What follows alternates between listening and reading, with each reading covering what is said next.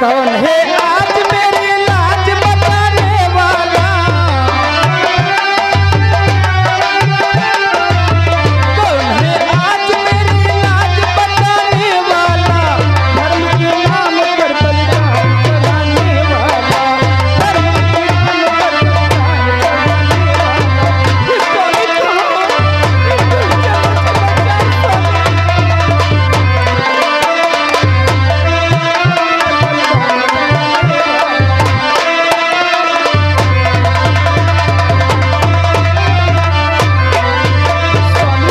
स्वामी मुझे बचा, स्वामी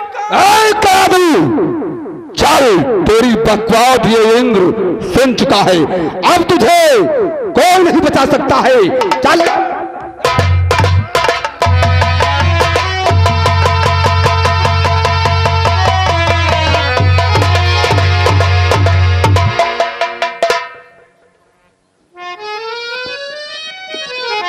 ये मैं क्या देख रहा हूं, एक अबला स्त्री का हरण कर रहा है तू।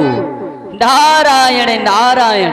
अरे देवराज, मैंने तुझे पहचान लिया है, छिपता कहां है, बाहर निकल।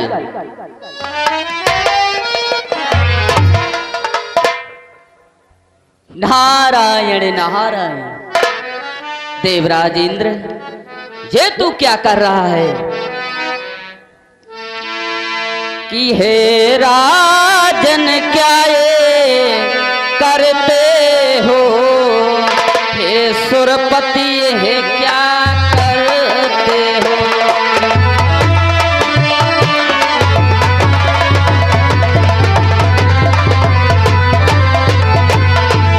कि हे राजन क्या ये करते हो, हे सुरपति क्या ये करते हो, कि मर्दाना पाना धरते हो, फिर अबलाओं से डरते हो।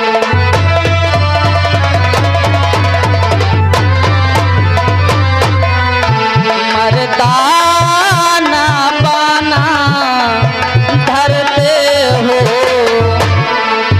फिर अबलाओं से डरते हो।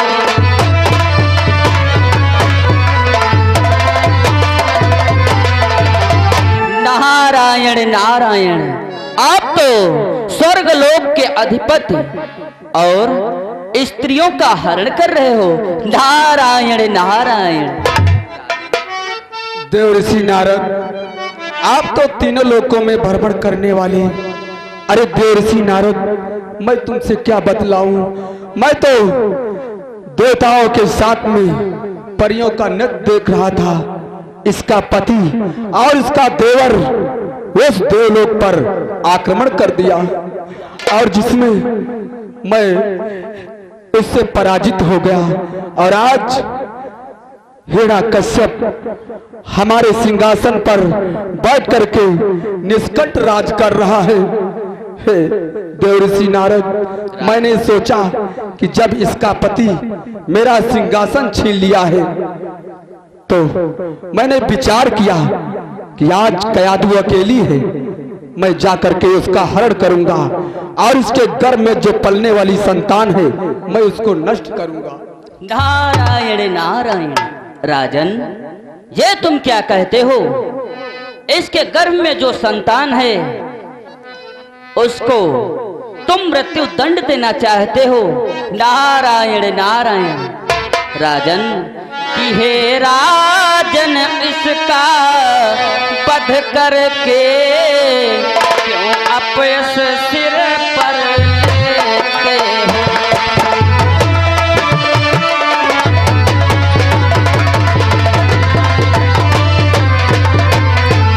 कि हे राजन इसका वध करके क्यों अपयश सिर पर लेते हो। भावी की ऐसी बातों को क्यों छोड़ना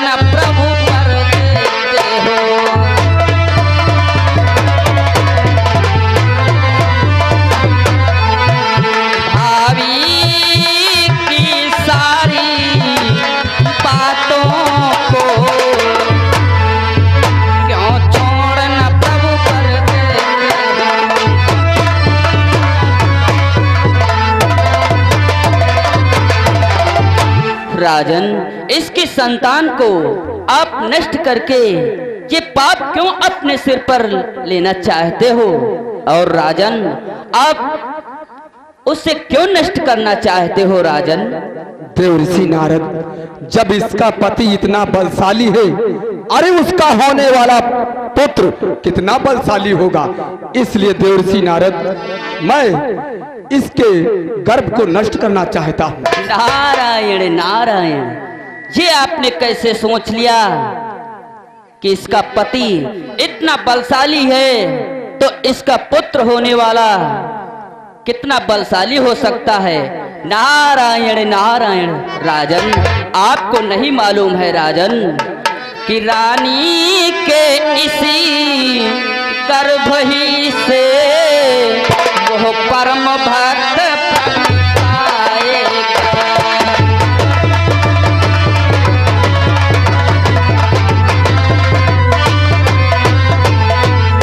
कि रानी के इसी गर्भ ही से एक परम भक्त प्रगट आएगा, कि जो अपनी अटल प्रतिज्ञा से पाप का प्रताप घटाएगा।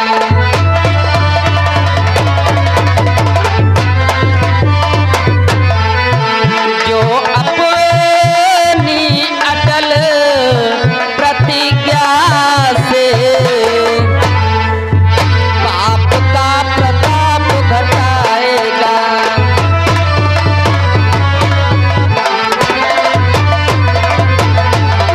राजन, इसके गर्भ से जो संतान उत्पन्न होगी वो राक्षस नहीं, ऐसा प्रतापी बालक उत्पन्न होगा जो अपने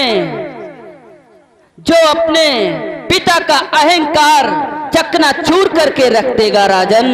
इसलिए राजन, इसे छोड़ दो और यहाँ से जाओ और हरि विष्णु का जाप करो और इसे प्रभु के हवाले छोड़ दो।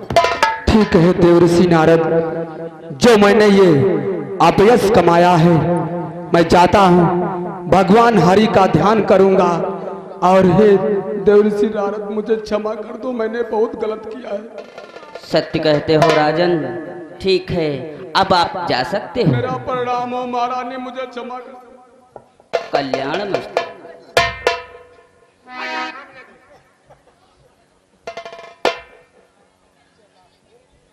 मुनिवर, यदि आप आज समय पे ना आती तो देवताओं का देव राजेंद्र हमारी इज्जत पे धब्बा लगा ही देता। मुनिवर, सत्य कहती हो बेटी, ये तो बात सत्य है। ये स्वर्गलोक का अधिपति ना जाने क्या कर सकता था, ये तो मैं नहीं कह सकता हूँ। और बेटी, मुनिवर, तुम्हारा पति भगवान ब्रह्मदेव की तपस्या करने हेतु गया है और बेटी इस समय तुम महलों में अकेली हो और ये दुष्ट कभी भी आ सकता है। इसलिए बेटी चलो, तुम हमारे साथ आज से हमारे आश्रम पर रहो। जब तुम्हारा पति भगवान ब्रह्मदेव की तपस्या से वापस आ जाए तत्पश्चात अपने पति के साथ चली जाना। चल मुनिराज। कि श्रीमन नारायण नारायण नारायण।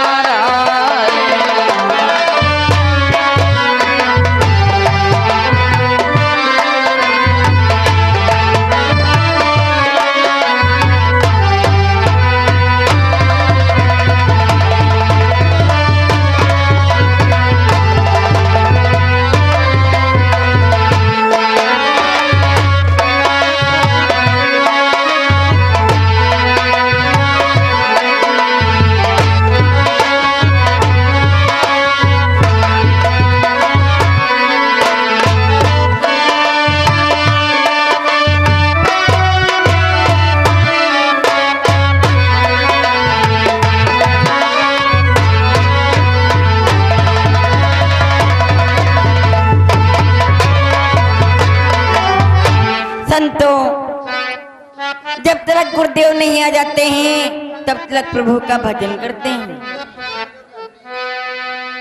अब राम राम रटती मोरी जीभिया, अब राम राम रटती मोरी जीभिया।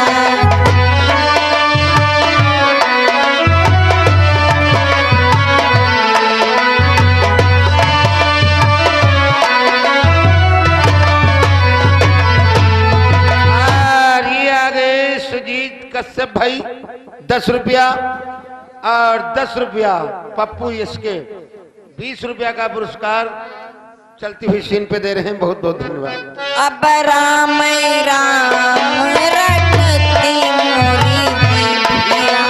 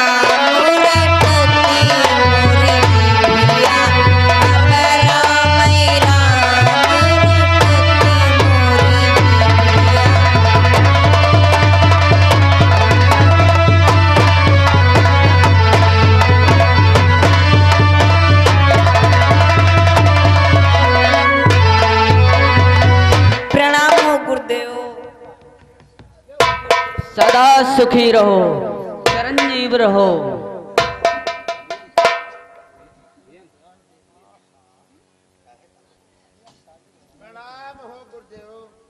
कल्याण मस्तु।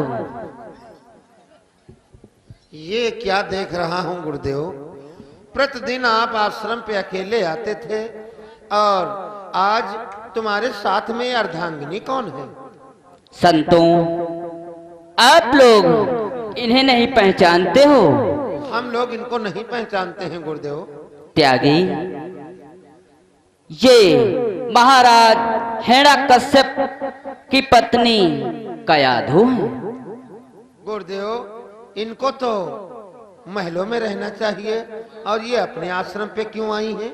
नारायण नारायण। त्यागी, अरे इनकी बड़ी दुख भरी कहानी है।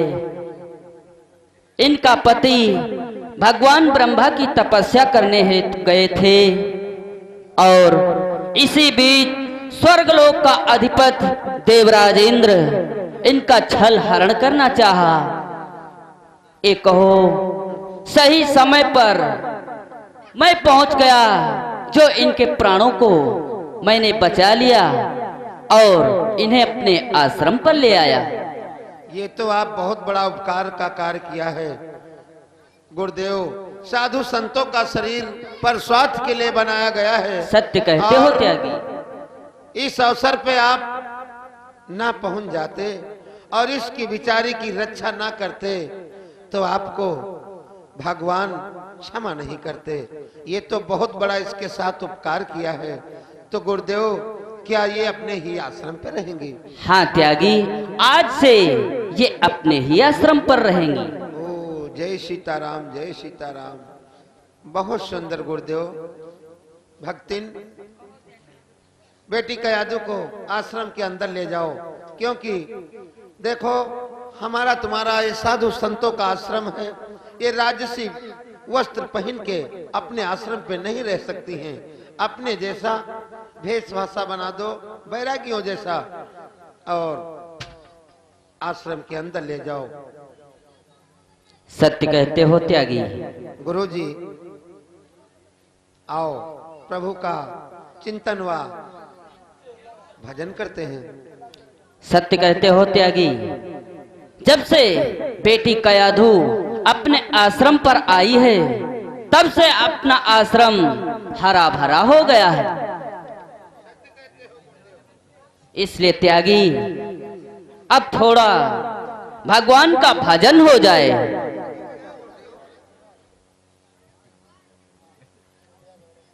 ये तो बहुत सुंदर है गुरुदेव। भगवान का गुणानवाद जितना ही करो उतना कम ही कम है। हाँ त्यागी, इसलिए त्यागी आज अपने मुखार बिंदु से कोई अच्छा सा भजन तुम ही गाओ। गुरुदेव, हमारी इच्छा है आज एक कोई सुंदर भजन गोबरेदास सुना दे।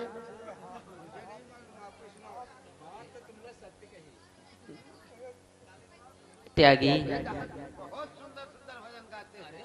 अच्छा, अगर ऐसी बात है तो इनसे ही सुन लेते हैं। या फिर लक्कड़दास आप सुना दो। त्यागी, तुलसीदास आप सुना दो। त्यागी, हाँ गुरुजी। गुरुदेव बोलो संतों, तो सुनो गुरुदेव। सुनाओ। कि जोगिया हो चित चोर, जोगिया हो चित चोर, प्रेम बार जोगिया